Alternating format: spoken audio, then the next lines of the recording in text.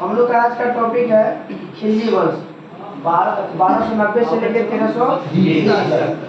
सबसे छोटा कार्यकाल सल्तनत काल में इसी का धीरे बोलिएगा, अगर आवाज दीजिएगा तो फिर कुछ फायदा नहीं। तो बोले कि दिल्ली सल्तनत का किस वंश का शासन काल सबसे छोटा था? तो खिलजी वंश का। सबसे बड़ा काल का कार्यकाल तुगलक वंश का। खिलजी वंश की स्थापना कौन करता है?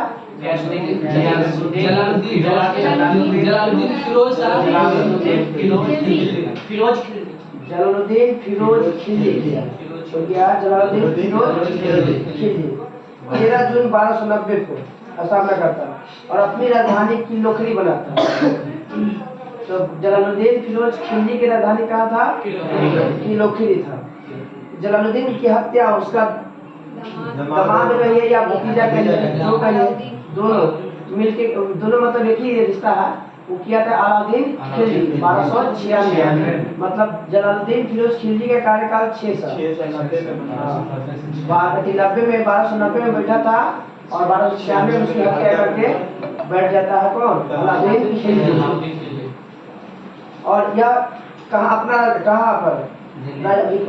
से कहाँ करवाता है? तो करमानिकपुर हत्या करता है इसका करमानिकपुर, अभी प्रयाग में कहा जाता है। अब दिल्ली का सुल्तान कब बनाता है? तो 22 अक्टूबर 1296। अलाउद्दीन खिलजी जो है दिल्ली के सुल्तान कब बनता है? तो 22 उसकी हत्या करता है करमानिकपुर में, प्रयाग के पास में। बचपन का नाम है अली और गुरसा। अलाउद्दीन खिलजी के बचपन का नाम है अली और गुरसा। अली और गुरसा। अलाउद्दीन खिलजी के बचपन का नाम अली और गुरसा। दिल्ली सल्तनत में अस्थाई सेना और थी। सेना को नकद वेतन देने की कौन घोषणा करता है? तो पहला शासक जो सेना को अस्थाई बनाता है और नकद वेतन भी देता है। नकद वेतन और अस्थाई मतलब अगर बना दिया तो लमसम वो हमेशा रहेगा, जब तक मरेगा नहीं तब तक, मतलब एक उम्र तक है। जैसे रिटायरमेंट कैसे होता है वैसे। तो कौन था? अलाउद्दीन खिलजी। सब बोले कि दिल्ली सल्तनत के किस राजा के पास सबसे विशाल अस्थाई सेना था? अलाउद्दीन खिलजी के पास। अलाउद्दीन खिलजी के पास।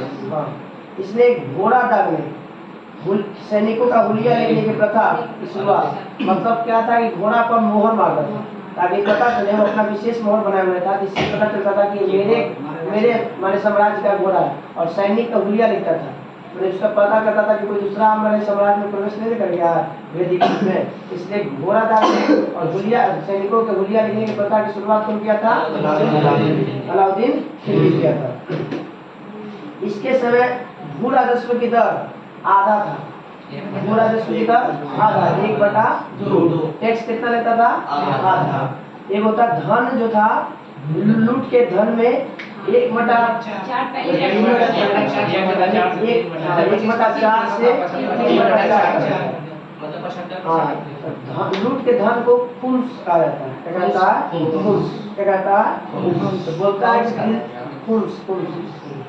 तो दिल्ली सल्तनत के किस शासक ने अपने लूटे हुए धन में जो लूट के लाता उसको 1/4 से 3/4 किया? तो अलाउद्दीन खिलजी। कौन सा था? अलाउद्दीन खिलजी। यह अपने आप को क्या करता है? द्वितीय सिकंदर जो अपने आप को विकसित करता है। द्वितीय सिकंदर किसे कहा जाता है? अलाउद्दीन खिलजी को। द्वितीय सिकंदर भी अलाउद्दीन खिलजी को।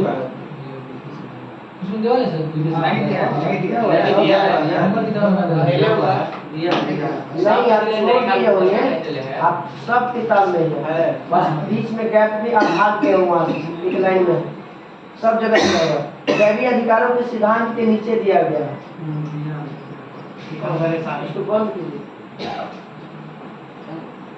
किताब पहले से याद करके आइएगा, ठीक ना? कल से वो बच्चा वाला है ना, तो लेडीज तो शादी होने के बाद बच्चा है तो इसको तो जब जरूरत पड़ेगा तब हो गया। तो लूटे हुए धन में कितना हिस्सा? 1/4 से बढ़ाकर कितना? 1/4। हाँ, मूल नियंत्रण प्रणाली शुरू करने वाला पहला शासक अलाउद्दीन खिलजी। मूल्य नियंत्रण प्रणाली शुरू करने वाला पहला शासक। और मतलब मूल्य नियंत्रण क्या था कि अगर कोई व्यापारी अगर कम तोलता है तो जितना कम तोलेगा ना उसको उतना मांस काट लेना चाहिए। मतलब हाँ, जितना हाँ मान लो कि 100 ग्राम कम तोला ना तो 100 ग्राम मांस क्या करना काट देना, ताकि जो है अगला बार से वो कम नहीं करे। मतलब मूल्य नियंत्रण को मजबूत बनाने के लिए ऐसा प्रथा शुरू किया था। जितना कम तोलेगा उतना ऊपर मांस काटेगा। ज्यादा किसी ज्यादा कट गया तो हम छोड़िए उसको, राजा की बात है, राजा कुछ भी कर सकता है। अरे पहले का शासन एक अनुमान लगाया तो बोलेगा कि बेईमानी को रोकने के लिए कौन सा प्रणाली शुरू किया गया था? मूल्य नियंत्रण प्रणाली। मूल्य नियंत्रण प्रणाली शुरू करने वाला दिल्ली सल्तनत का शासक था अलाउद्दीन खिलजी। और अलाउद्दीन खिलजी के दरबार में रहता था कौन? एक सेनापति था मलिक काफूर। इसको हिजरा भी कहा जाता है, 1000 दिनार भी कहा जाता है, क्योंकि इसको 1000 में खरीदा था। 1000 इसलिए इसको 1000 दिनार भी कहा जाता है। हिजरा था। हाँ 1000 दिनारी 1000 दिनारी भी कहा जाता है, क्योंकि 1000 में खरीद के इसको लाया था। और बाद में शुरुआत में इसका विरोध किया था, काला खरीद के लाया। बाद में जब ये अपना दिखा दक्षिण भारत को जीत के लाया ना तब उससे इसका प्रभाव ज्यादा बढ़ा। तो दक्षिण भारत को जीतने के लिए अलाउद्दीन किसको भेजता है? मलिक काफूर।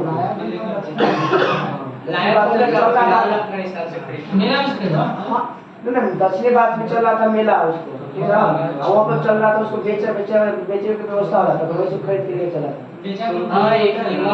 कौन बेचा उसे थोड़ी मतलब है। हाँ हिजरा था वो। अरे उसका नाम सही वो किन्नर है, वो किन्नर है। हाँ हिजरा वो नहीं करते, उसका मैंने नाम किया ट्रांसजेंडर होता है। ट्रांसजेंडर के जेंडर बना तो मलिक काफूर दक्षिण भारत में कौन जीतता है? मलिक काफूर किसका सेनापति होता है?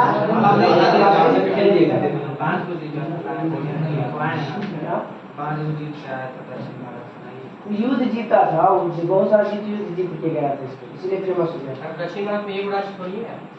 जमायत खाना मस्जिद, अलाई दरवाजा, 1000 खंबा और श्री का किला। अलाई दरवाजा, जमायत खाना मस्जिद, श्री का किला और 1000 खंबा, ये किसने बनवाया था? अलाउद्दीन खिलजी ने। जमायत खाना मस्जिद हो गया, अलाई दरवाजा, 1000 खंबा और श्री का किला, ये किसने बनवाया था? अलाई दरवाजा जानते हैं? कुतुब मीनार का जो प्रवेश द्वार है ना, उसे कहा जाता है। कुतुब मीनार में प्रवेश करने वाले जो द्वार है उसी को हम लोग कहते हैं अलाई दरवाजा। क्या कहते हैं? बहुत फेमस है। कुतुब मीनार के प्रवेश द्वार को अलाई दरवाजा कहते हैं। कौन बनाया था? जमायत खाना, अलाई दरवाजा, 1000 खंबा और श्री किला।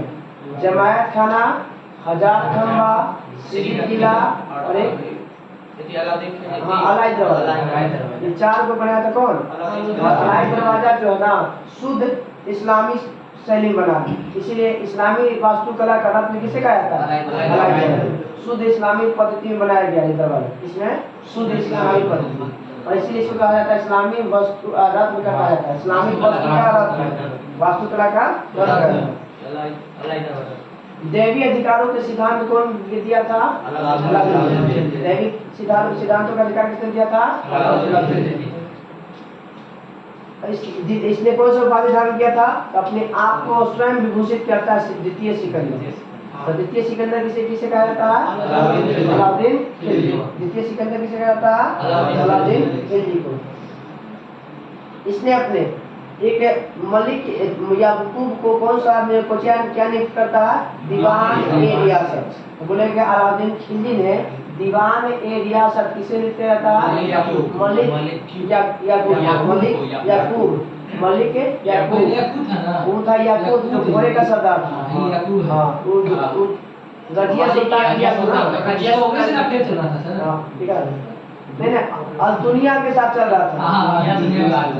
इसके कारण उसको हटा देता है गद्दी पर से ना तो चल जाता है जंग गद्दी सॉरी लड़ाई करता है। देख रहा दुनिया के बीच में क्या रहता है लड़ाई। जब देखता है रजिया सुल्तान के मारने वाला है ना तो प्रपोज कर देता है कि हम आपसे शादी करना। उधर से शादी करके लौटता है तो कैथल के पास डाकू दोनों के हत्या कर 1240 में। कैथल का ये जो उत्तर प्रदेश चलिए मलिक याकूब अली किसे क्या क्या दिया जाता है? तो दीवान ए रियासत से दिया था, दीवान ए रियासत। परमिट कौन जारी करता था? परवाना रईस। परमिट, परमिट का मतलब होता है बिहार में परमिट मिलता है ना, जैसे लाइसेंस बोलिए चाहे वो भी जो भी बोलिए, जैसे गाड़ी को सीसी करना दूसरे राज्य से हमारे राज्य में आना है तो परमिट मिलेगा, लाइसेंस मिलेगा ना। तो कहता है कि अलाउद्दीन खिलजी द्वारा अधिकारी वस्तुओं को परमिट जारी कौन करता था? परवाना नवीस। प से परवाना, प से परमिट, प से परवाना, प से परवाना नवीस कौन क्या करता था? परमिट जारी करता था वस्तुओं के लिए। अब आते हैं खदानों के बिक्री हेतु जहाँ ले आया जाता था उसे क्या कहा जाता था? साहना ए मंडी। साहना ए मंडी। जहाँ खदान जैसे गेहूँ, चावल, मकई जो अनाज वाला चीज वस्तु है ना उसको ले जाता था, हम बेचा जाता था, उस मार्केट को कहा जाता था साहना ए मंडी। साहना ए मंडी। एक और मंडी है जहाँ पे सराय ए अदर। यहाँ पे क्या होता है भाई? तो शक्कर, गुट्टी, जड़ी, मेवा, दीपक, तेल इत्यादि जो बेचा जाता था वो सराय ए अदल में, सराय ए अदल, सराय ए अदल जो खदान में खदान में जो होता था, जो अनाज जो बेचे जाएगा वो साहना ए मंडी में अनाज बेचे जाए कहाँ पे? साहना ए। मगर जड़ी बूटी दवा से संबंधित होगा और जो तेल है लिक्विड वाला चीज हो जाएगा, घी, डंडा, ये सब जो चीज है वो कहाँ बिकाएगा? सराय ए अदल। सराय ए अदल। दो मंडी की चर्चा, साहना ए मंडी और सराय ए अदल। अब आते हैं अमीर खुसरो का मूल नाम मोहम्मद हसन था। अमीर खुसरो का मूल नाम मोहम्मद हसन था। यह जो है क्या करता है कि इसका जन्म 1252 में और पहले वाले नुस्खे में 1273 में दिया है। 1252 में जन्म होता है पटियाली, उत्तर प्रदेश। पटियाला है वो पंजाब में है। इस बार बीपीएससी क्वेश्चन में दोनों ऑप्शन डालेगा, ढेर लोग पटियाला मार के चला है। एगो रानीखेत है तमिलनाडु में, जहाँ पर पहली बार उर्वरा के कारखाना खोला गया 1906 में, ठीक ना। तो पटियाली याद रखिए, पटियाली। हाँ, अमूल खुसरो का कहाँ पे हुआ था? जन्म हुआ था तो पटियाली 1252। यह सल्तनत काल के कहाँ से कहाँ तक? तो बलबन से लेकर एमबी तक, बलबन से लेकर एमबी तक के शासन काल, बलबन से लेकर निजामुद्दीन औलिया 7 गो सुल्तान, दिल्ली सल्तनत के 7 सुल्तान और अमीर खुसरो 8 सुल्तान। अमीर खुसरो 8 सुल्तान। और से अमीर और से 8 बोलेगा कि निजामुद्दीन औलिया दिल्ली सल्तनत के कितने शासकों के शासनकाल में रहा था? तो 7 सुल्तान। और कितने अमीर खुसरो जो था वो कितने के रहा था? तो 8। उसका तो डेटा नहीं कहाँ से कहाँ, मगर अमीर खुसरो का डेटा बलबन से लेके एमबी तक। भारत का तोता कहा जाता है इसे, तृतीय ए हिंद, तृतीय ए हिंद। और तृतीय का रासायनिक सूत्र क्या होता है? कॉपर सल्फेट होता है, CuSO4 कॉपर सल्फेट। तृतीय अरे हरा कशिश, नीला कशिश और एक होता है सफेद कशिश। सफेद कशिश हो जाता है जिंक सल्फेट को कहते हैं, हरा कशिश फेरस सल्फेट को कहते हैं और नीला कशिश को जाता है कॉपर सल्फेट। फेरस में 7 गो, तृतीया में 5 गो होगा। तो बताइए सितार और तबला का जनक अमीर खुसरो। सितार और तबला के जनक अमीर खुसरो। सितार और तबला का जनक अमीर खुसरो। और हिंदी खड़ी बोली का जनक बीसी का गया था। हिंदी खड़ी बोली का जनक भी हिंदी खड़ी बोली का जनक भी अमीर खुसरो। जो सर इन्हें निजामुद्दीन वाले का शिष्य था ये अमीर खुसरो। बोली बता शिष्य किया था अरे गुरु किया था 7 गो, आशीष की पर गया इशू कहता है कि चीनी से गुरु रह गया, चीनी चला रह गया। बात हो गया, लड़का नहीं कर दिया। हां तो ये गया कि अमीर खुसरो 8 गो कर दिया शासनकाल में, राजा के शासनकाल में रहा और निजामुद्दीन औलिया हो गया 7 गो में। इसी निजामुद्दीन औलिया बोले था कि दिल्ली अभी दूर है, दिल्ली अभी दूर है। बोलिए हाँ अलाउद्दीन खिलजी ने बोला था कि दिल्ली भी दूर है। अरे हम लोग यूज करते हैं दिल्ली बहुत दूर है। नहीं कोई कहता है कि हम कर लेंगे तो कहेंगे बहुत दूर है। अभी दिल्ली जैसे 8वां में लिखा है ऊपर लिखा है कि बीपीएससी करेगा अभी दिल्ली दूर है वहाँ बच्चों ने तब करा मन मनाओ तो दिल्ली दूर नहीं है सर। आइए सर आइए केतन भी आपका इस लाइब्रेरी में स्वागत है। ना मुझे हो जाता ज़्यादा मत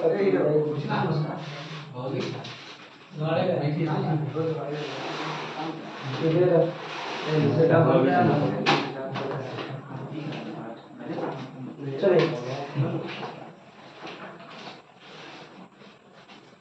अमीर खुसरो को जी कहा जाता है द्वितीय हिंदी खड़ी बोली का जनक, हिंदी खड़ी बोली का जनक, तबला का जनक, सितार का जनक, ये चार चीज का जनक कौन? अमीर खुसरो।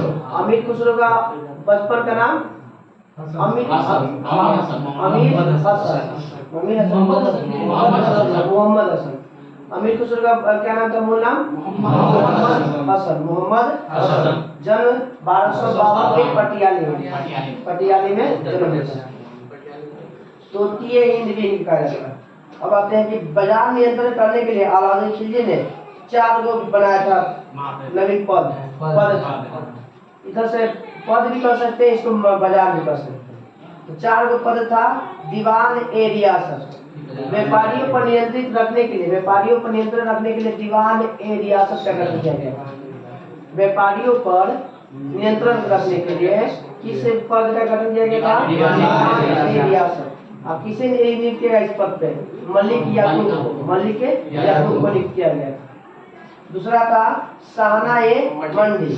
तो प्रत्येक बाजार में बाजार का अधीक्षक होता था, उसे साहना ए मंडी भी कहा जाता था। साहना ए मंडी। और साहना ए मंडी में कौन सी बाजार था? खदान जिसे अनाज वाला संबंधित है उस सब जैसे सिर्फ अनाज वाला घी या डलडा और तेल और सब जड़ी बूटी वाला तो सराय ए वो अलग हो गया। जड़ी बूटी मेवा और सब जो था ना वो सराय अदल में। खदान वाला जो है ना उस समय वो अनाज वाला सब सराय नहीं बन गया। बाजार के अधीक्षक को बड़ी देखा जाता है। बाजार के अंदर घूम के देखने वाले को कहा जाता था बड़ी। बाजार के अंदर देख रेख करता था जो घूम कर उसे करता था बड़ी। और गुप्त सूचना पहुंचाने वाले को मुनहियान या गुप्त कहा जाता है। गुप्त तो कहा पूछेगा, सिंपल सब पूछता था। मुनहियान पूछेगा, क्या देखिए मुनहियान पूछेगा। कौन पूछेगा? दिल्ली सल्तनत के अलाउद्दीन खिलजी के शासनकाल में जो गुप्त विभाग होता था उसे क्या कहते हैं हम लोग? मुनहियान कहते हैं।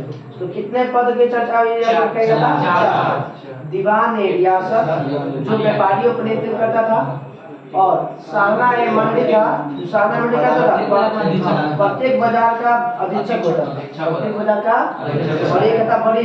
बाजार में घूम कर उसको देख रेख करता था उसे बड़ी कहा जाता था। लेकिन एक और बच गया कुछ गुप्तचर को कहा जाता है मुनहियान। अलाउद्दीन खिलजी के आर्थिक नीति और इसकी व्यापारिक जानकारी तारीखे ये फिरोज शाही में मिलता है। मतलब उसके बारे में जो लिखा गया ना तारीखे फिरोज शाही, जिसका लेखक है जियाउद्दीन बर्डी। तो तारीखे फिरोज शाही के लेखक है जियाउद्दीन बर्डी। तो बोले कि जीवनी लिखा गया किस पुस्तक में? तारीखे ए फिरोज शाही। लेखक कौन है? जियाउद्दीन बर्डी। अमीर खुसरो एक पुस्तक लिखता है खजाइनुल फतूह के लेखक कौन? अमीर खुसरो। खजाइनुल फतूह के लेखक है इसके दरबार में रहता था अलाउद्दीन खिलजी के दरबार में रहता। रिहिला सब जानता है कि इब्न बतूता जो मोरक्को से आया था 1333 में। मोरक्को से आया था 1333। सबसे ज्यादा खोजिए मोरक्को खजूर के लिए फेमस है, खजूर उत्पादन करने के लिए। खजूर भी वहाँ पे होता है मोरक्को में। ऐसे ईरान सबसे ज्यादा होता है, ईरान और सब ज्यादा मोरक्को में खजूर होता है। तो बोले हैं कि रिहला किसकी पुस्तक है? इब्न बतूता किसका है? और एक है फतू सलातीन, रबात उसकी राजधानी है मोरक्को। मोरक्को का अभी मोरक्को का है, मोरक्को की राजधानी रबात है। तो बोलेंगे फतू सलातीन के संस्था लेखक इसामी, फतू सलातीन के लेखक इसामी, फतू सलातीन के लेखक है खजाइनुल फतू के लेखक है अमीर खुसरो, खजाइनुल फतू के लेखक अमीर खुसरो, और रेहला के लेखक है इब्न बतूता। मूल्य नियंत्रण प्रणाली शुरू करने वाला तो 2000 के लिए इसको 2 अधिकारी था। इसमें इसको चलाने के लिए जो है ना मूल्य नियंत्रण को सही रूप से चलाने के लिए 2 अधिकारी नियुक्त किया गया था। एक क्या होता है नाजीर, एक है मुहत्सिब और एक नाजीर। मुहत्सिब मतलब सेंसर, जो पास करने वाला, जो पास करेगा, जो पाएगा और कहेगा कि नहीं सही है आगे बढ़िए। और नाजीर था नाप तोल के अधिकारी, क्या कहता था नाजीर। और मूल्य नियंत्रण प्रणाली को सुदृढ़ करने वाला कौन सा ग्रुप था? तो मुहत्सिब था और एक नाजीर था, मुहत्सिब था और एक नाजीर था। तो मुहत्सिब क्या करता था? सेंसस का काम करता था, और नाजीर जो था वो क्या था? नाप तोल के अधिकारी थे। राजस्व सुधार के अंतर्गत जो है सबसे पहले इसने जो मिल्क और इनाम और वक्त के अंतर्गत जो जमीन आता था उसको मिलाकर क्या बना दिया? खालसा भूमि। खालसा भूमि का मतलब होता है राजा के अंदर आने वाली भूमि, जो राजा के माने सेंट्रल मतलब वही राजा के अंदर आने वाली भूमि को कहते हैं खालसा भूमि, जो सबसे लेके और अपने नियंत्रण में रख दिया। इसके बाद आता है ना ये गैर सिटिजनों को, तो ले सब क्या करता? अपना पैसा लेकर सबके बांट देता, वो सबको दे देता। अब आते हैं अलाउद्दीन खिलजी के समय 2 नया कर लगाया था, एक 2 नवीन कर था, एक चराई कर, एक बड़ी कर। चराई कर बड़ी कर, चराई था दुधारू पशुओं पर, और गड्डी कर था जो झोपड़ी चोपड़ी को बनाता था ना उससे भी नहीं, झोपड़ी मतलब घर बनाएगा, उसके झोपड़ी में घर बनाएगा उसके लिए था। घरों में झोपड़ियों को लेने वाला कर को कहते थे गड्डी कर, और दुधारू पशुओं पर जो टैक्स लगता था उसे चराई। मैदान में जाकर चराया। इसके इस अलाउद्दीन खिलजी के शासन काल में 6 मंगोल आक्रमण हुआ। तो क्वेश्चन पूछता है कि अलाउद्दीन खिलजी के समय कितने मंगोल आक्रमण हुए? कितने? पहले शुरुआत होता है 1297 से 1306 तक, 1297 से लेकर 1306 तक। कितना? 1306 तक, लास्ट में 6 आया तक ये आक्रमण 6। मंगोल आक्रमण को रोकने वाला दिल्ली सल्तनत का शासक कौन था? कितने आक्रमण होते इसके समय? 6। और 6 को क्या किया था? 2। पहला था 97 में, दूसरा 98 में, 99 में, 3 को लगातार 97, 98, 99। उसके बाद होता है 1303, 5, 6, 3, 5, 6, 97, 98, 99, 3, 5, 6, 1297, 1298, 1299, 1303, 1305, 1306। 97, 1297, 1298, 1299, 1303, 1305 और 1306। तो याद रखिएगा इसका शासन काल तो कौन किया था इसके ऊपर। पहले का जो हुआ था वो कादर के शासन नेतृत्व में हुआ था, कादर। दूसरा हुआ था सल्दी के शासन में, सल्दी के नेतृत्व में। पहला जो मंगोल आक्रमण था वो किसके नेतृत्व में? कादर के। दूसरा सल्दी, तीसरा ख्वाजा। कादर, सल्दी, ख्वाजा। कादर, सल्दी, ख्वाजा। कादर, सल्दी, ख्वाजा। तीसरा वाला क्लियर हो गया। 1297 में कादर करता है, 1297 में सल्दी करता है, और 1299 में ख्वाजा करता है। ये 3 खत्म हो गया। अब 3, 5 और 6 वाला, तो 3, 5, 6 वाला में आता है, याद रखिएगा यहू भी है, कोई है तारगी है। पहला 1303 में तारगी, 1303 में तारगी, 1303 में तारगी। और 5 में करता अली बे, 5 में करता है अली बे, 5 में करता है अली बे। और छठा जो लास्ट जो होता है आक्रमण वो कबक और इकबाल मंद के होते हैं। कबक और इकबाल मंद, कबक और इकबाल मंद। तो पहला कादर, दूसरा सल्दी, तीसरा ख्वाजा, चौथा तारगी, पांचवा अली बेग, छठा कबक और कुछ इकबाल। 6 गो काल में क्लियर हो जाता। 1316 में इसकी मृत्यु हुई। अलाउद्दीन खिलजी की मृत्यु 1316 में हो जाता है। और इसके बाद मुबारक खिलजी बैठता है 1316 में। इसको क्या है, और खुद नंगा रहता था, पुरुष भी नंगा पसंद था और महिला भी नंगा पसंद था, ऐसा ही शासक था। और मुबारक खिलजी जो है खलीफा पद धारण किया था। तो दिल्ली सल्तनत का ये दूसरा शासक हुआ जो खलीफा पद को धारण किया। इसको मिला था किसको, इल्तुतमिश को 1245 में प्राप्त किया गया था। और यह भी मुबारक खिलजी ने खलीफा पद धारण किया था।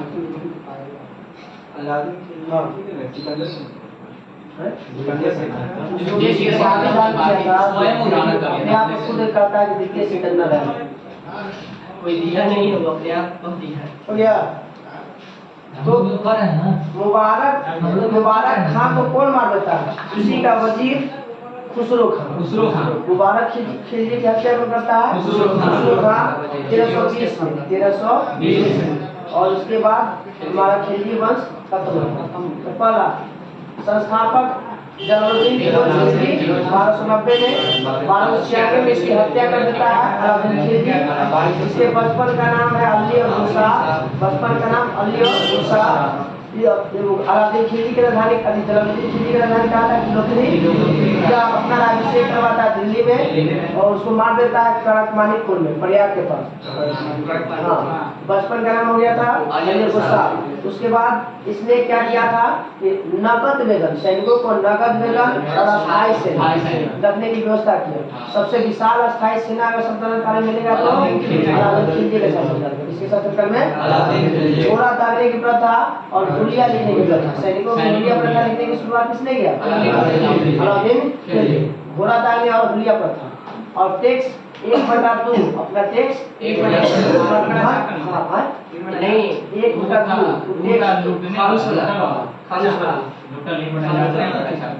लूटे हुए धन को खुम्स कहा जाता है। लूटे हुए धन को उसमें जो हिस्सा बनाया था 1/4 से 3/4 किया, 1/4 से 3/4 किया। और बेईमानी को रोकने के लिए एक मूल्य नियंत्रण प्रणाली है। बेईमानी को रोकने के लिए मूल्य नियंत्रण प्रणाली जो क्या था, अगर कोई अगर कम बोलते हैं क्या, बाजार नियंत्रण। हाँ, बाजार नियंत्रण प्रणाली या मूल्य नियंत्रण प्रणाली।